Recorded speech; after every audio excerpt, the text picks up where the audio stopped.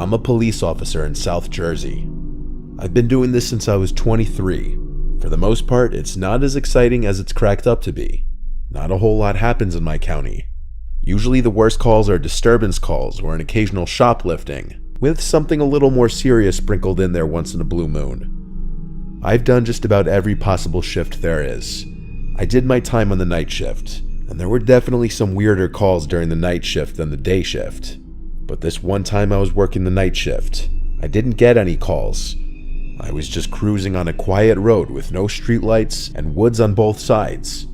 I saw the reflection of taillights suddenly approaching on the right-hand side of the road on the grass.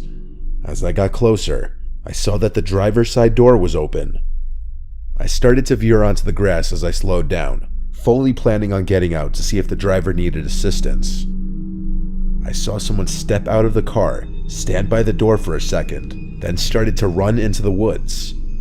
I radioed the codes for a suspicious person or vehicle, then got out of the car with my flashlight on and my hand on my holster just in case. In this situation, I had to expect the worst. I got to the front door of the car and looked inside, half expecting to see someone else sitting there, but the car seemed empty. There was a seriously foul odor emanating from inside the car though. It smelled like a rotting animal. I called out to the woods, asking if anybody's there and needs assistance, and I stepped to the tree line, waving the flashlight around. I went back to the car to take a closer look inside the passenger side. There were multiple bloodied tissues and paper towels on the floor on the passenger side, as well as the rear seats. They were soaked in blood. The entire papers were dark red. At some point while looking inside the car, I heard footsteps inside the woods. I spun around with my flashlight and yelled, "Come out of the woods." I didn't see anyone. Someone was hiding in there, and that was confirmed when I heard a deep voice somewhere beyond the trees and shrubs. I had no idea what the voice said. I responded saying, "Show yourself, are you hurt?" I prepared to unholster my gun as I walked a little closer. I repeated myself, asking, "Are you hurt?" No response. The voice I heard before didn't sound like a person in pain bleeding out. Additionally, why would they run into the woods upon seeing a police car? Something was way off. I went back to the car and requested assistance. I noticed as I investigated the car further that it had no plates, and when I went back inside of the rear, I found something that made me almost puke from shock. There was something heavy wrapped in bloodied paper towel. I unwrapped it with my gloves on to find a severed hand, and it took me a hot second to realize what it was, because it was completely dark red soaked in blood. Now this situation went from a 5 to a 10. I radioed that there was a possible murder and needed backup. I now put my cruiser's lights on to help other officers more easily identify my location. When backup arrived, we did a thorough search of the woods, looking for possible blood trails. Nothing though. There were not even any blood trails leading from the car, which meant that the hand and blood on the tissues I found may not have been from the person who I saw run into the woods. Eventually the canine unit had to come and search for the person. Hours upon hours went into this search, well past dawn, turning up nothing. The vehicle was taken into custody. It had been reported stolen by a resident of a nearby town, who said he had no idea who could have stolen his car. Fingerprints had been collected from the steering wheel, and DNA testing had been done on the hand. There was not a single match to anybody in the database. To this day, there was never any progress in finding out who the driver of that car was, and whose severed hand that was.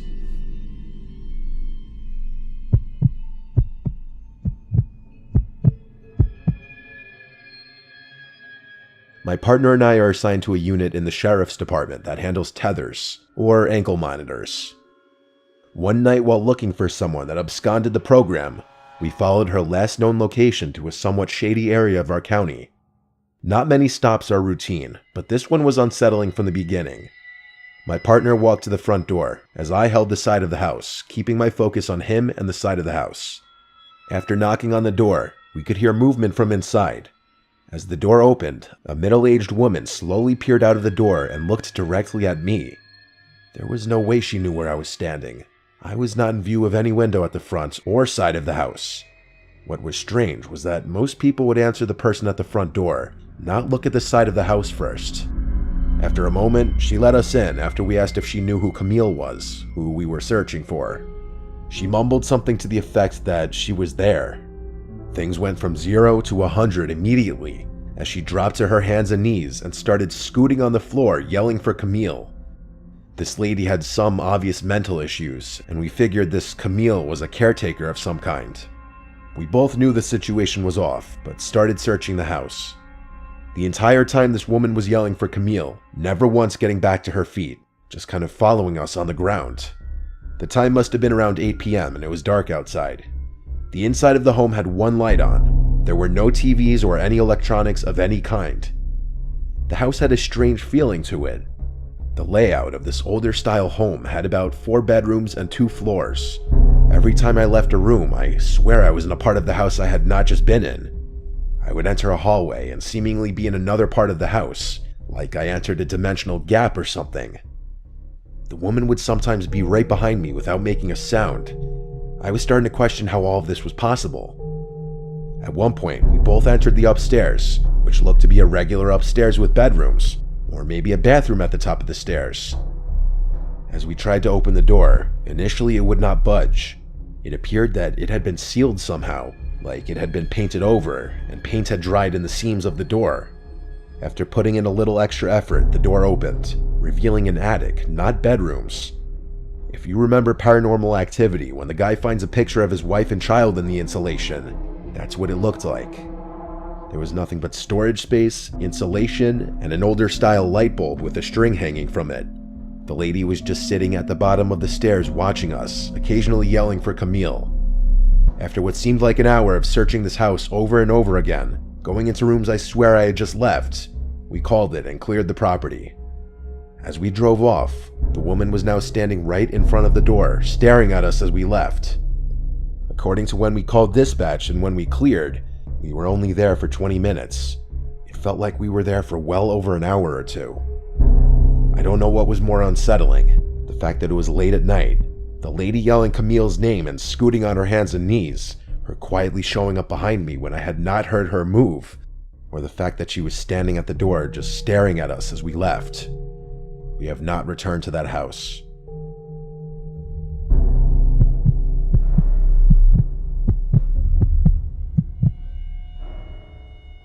My family and I live throughout the middle of Georgia. Not many stories come out of this area, and this one I'm about to share makes us glad of that fact. My cousin, who I'll call Bob, has been a police officer for 5 years. He went into the force bright-eyed and optimistic, I guess like so many do. It sounds corny, but he genuinely wanted to make a difference and help improve the lives of the people in his community. One day, they got an alert from a house somewhere between Macon and Roberta. To hear Bob tell it, it was a place that people had thought was abandoned for years. Gives you an idea of the state the house was in. Anyway, when they arrived, an older gentleman was sitting on the steps outside the front door with his hand in his pockets. Bob and the other officer approached him and were alarmed to see that the man was crying. Well, not crying really, but sobbing, and he was also muttering something to himself about how awful it is. They tried to question the man, but the guy was completely incoherent. It didn't take but a couple of seconds to figure out that the poor guy was traumatized. As his partner called for another car, Bob drew his gun and decided to enter the house. The smell inside the house was overpoweringly rancid. He told me that the kitchen and living room were a total wreck. It was clear the owners of the house were hoarders. Pots and pans stacked damn near to the ceiling, spoiled food all over the table, takeout containers scattered all over the floor. Disgusting. As procedure dictates, Bob called out to see if anyone would answer. Silence. He told me that even with all his training and experience over those past 5 years, his heart rate was already building fast.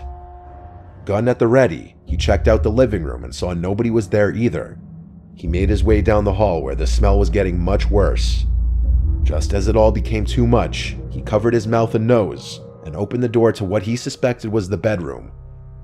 In the bed were 2 corpses, gray-skinned and covered with flies. Despite his churning stomach, Bob decided to go in for a closer look, a decision he said he's regretted since. One of the corpses was male, the other female. The skin on their faces was already starting to fall off, and the flies were flying in and out of their mouths. Some were landing and sitting on their eyeballs. As Bob inspected the female's corpse, he was horrified to find that she was holding an even smaller dead body, an infant. It wasn't until a large cockroach crawled out of the dead infant's mouth that Bob ran outside the house, doubled over, and threw up his lunch all over the steps the man had been sitting on. When the other cars finally arrived, they were able to do a more thorough inspection. The older man that Bob and his partner had met when they first arrived was a former coworker and friend of the dead man. They'd worked together at a peach packing company. The man hadn't showed up for over a week, and he'd gone to their house to see if he was okay. The poor man had been the first to see that horrible sight in the bedroom. The story that they put together was that the wife and husband had at some point become addicted to opioids. After some kind of operation a year or so before, they had started abusing painkillers together, and the addiction grew and grew until they started shooting up and snorting heroin. Their daughter, who wasn't more than a couple years old, had died of neglect. When the husband and wife discovered their baby's corpse, they finally broke completely and decided to end themselves. The coroner found enough heroin in both their bodies to kill them twice over. Bob's still on the force, but he started drinking a little too much after that. He's been going to therapy, and he's since managed to get his drinking under control. But almost every time we talk, he says that he still has nightmares about that poor child's corpse. And in his nightmares, the baby's still crying.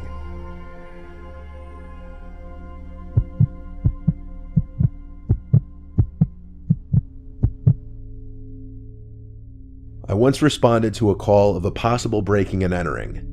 A young woman living alone called in fear, saying that she came home to find a broken window downstairs, but nothing seemed to be stolen and she couldn't find anyone inside. But then when she went upstairs to bed, she thought she could hear footsteps moving around downstairs. Her call disconnected shortly after she said that, and the woman wouldn't pick up to any of the attempted callbacks. I took the call and arrived to the little house.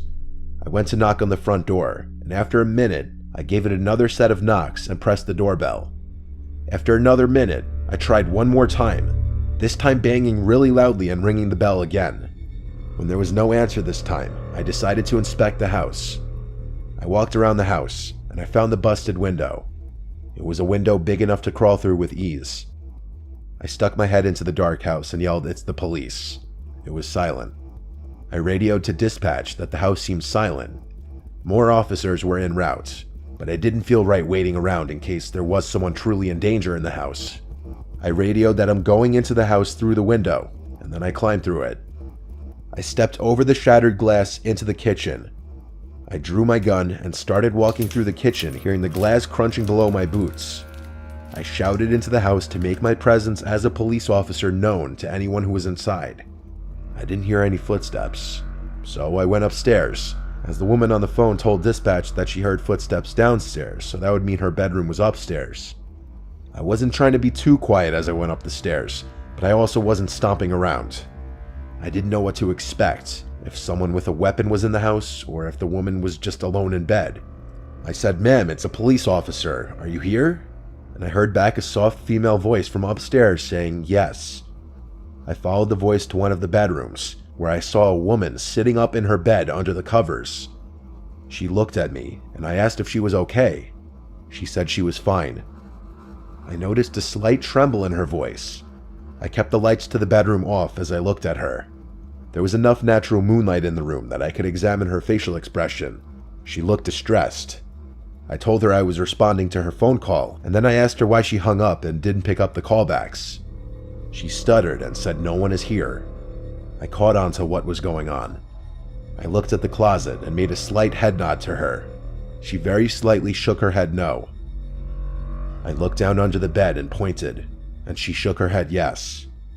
The weight of the pressure of what to do next was 1,000 pounds. The best idea I came up with on the spot was telling her, "All right, ma'am, I just need you to sign this report form stating that I was here and there was nothing unusual." She said okay and got up from the bed and came over to me. And when she was close enough, I pushed her out of the room and then drew my gun and yelled, "Come out from under the bed." I was still shook when I saw a dark figure actually slowly coming out from under the bed. I said, "Hands first and drop any weapons." I heard the clank of something drop to the floor, which turned out to be a gun. A middle-aged man in all black clothes stepped out from under the bed with his hands up. I made the arrest on the spot and brought him outside. right around the time the other officers were arriving. The woman had hung up the phone on the police when she thought the footsteps were upstairs and she didn't want the intruder to hear the audio from the phone call. This was also why she didn't pick up the phone, because by this point the intruder entered the room and had her at gunpoint. And since the police were already coming, for whatever reason, instead of fleeing the scene, the intruder threatened to shoot the woman if she made a sound when the police came. After I had rung the bell, he hid under the bed and told her to pretend he wasn't there. I'm glad I was able to catch on to the situation. It could have gone a number of ways if I hadn't.